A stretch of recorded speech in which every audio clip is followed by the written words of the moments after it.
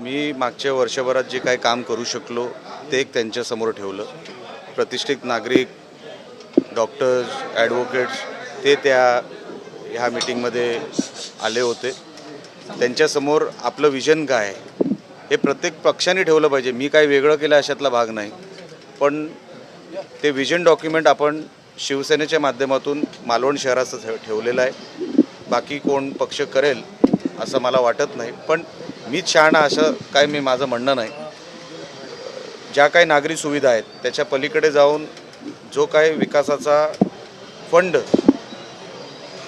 Available असतो आणण्यामध्ये आपण कुठेतरी कमी पडलो, तो आणण्याचा माझा प्रयत्न आहे. एक चांगलं दर्जेदार शहर, चांगलं दर्जेदार प्रशासन हे मालवण शहराला मिळावं.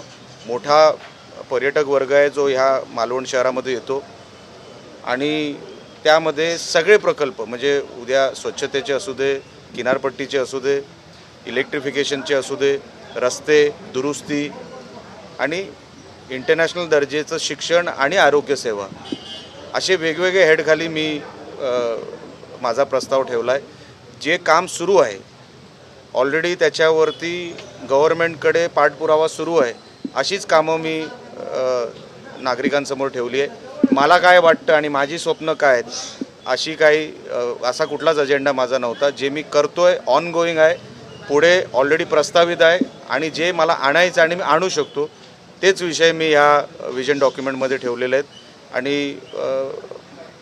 आणि अशी विनंती केलेली आहे की आम्हाला आशीर्वाद दिलात तर आपण हे सगळं आपल्यापर्यंत शहरापर्यंत आणू शकतो आणि त्या अनुषंगाने मी त्यांच्याकडे आशीर्वाद मागितले.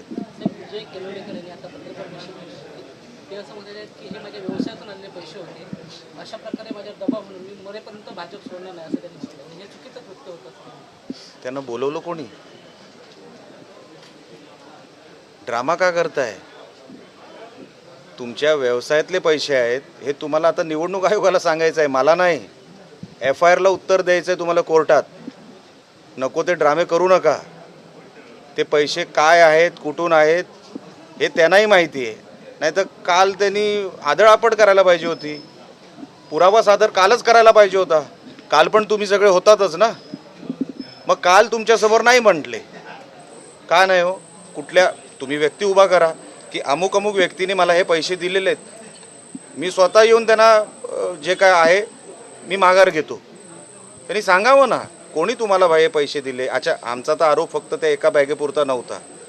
हे जे काय लपवालपवी चालली आहे ही मोठी आहे आणि त्यांचं रॅकेट आहे मला माहिती आहे ना. ते काय म्हणतायत ना त्याला अजिबात महत्त्व नाही. ते खोटारडेच आहेत, खोटं बोलत आहेत. आणि तुम्ही भाजप सोडावं हे कोणाला वाटतं?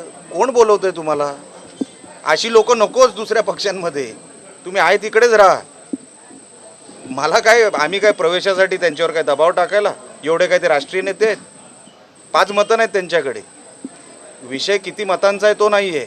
बोलवलं आहे कोणी तुम्हाला? आम्ही काय तुम्हाला प्रपोजल दिला आहे का असं कुठलं? आमच्या कुठल्या सहकार्यांनी पण नाही.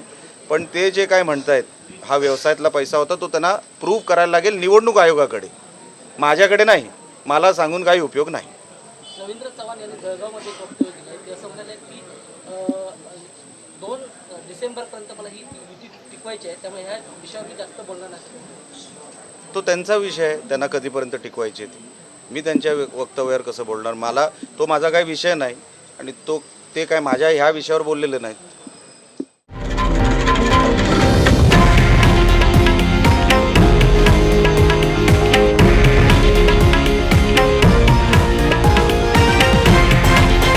हे आहे देशातील नंबर 1 न्यूज नेटवर्क आणि आपण पाहत आहात TV9 मराठी, एकमेव.